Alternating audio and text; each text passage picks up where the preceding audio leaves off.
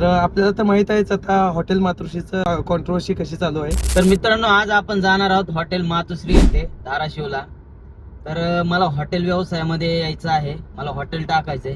आता मला हॉटेल टाकायचं म्हणल्यावर मी हॉटेल मातोश्रीला धाराशिव येथे का जातोय, तर मी धाराशिवच्या हॉटेल मातोश्रीला एक दिवस काम करणार आहे आणि त्या कामामधला जो काही एक्सपिरियन्स आहे मी माझ्या हॉटेल व्यवसायामध्ये यूज करणार आहे. अशा मी महाराष्ट्रातल्या 5 हॉटेलवरती जाणार आहे. त्याचं नाव तुम्हाला सांगणार नाही, पण मी प्रत्येक हॉटेलला एक दिवस स्वतः काम करून बघणार आहे. हेल्पर असो, वेटर असो, बघूया कसा एक्सपिरियन्स असेल. आणि या सगळ्या गोष्टी झाल्याच्या नंतर मी हॉटेल टाकणार आहे. आणि आपल्या सोबत आहेत ईश्वर जाधव.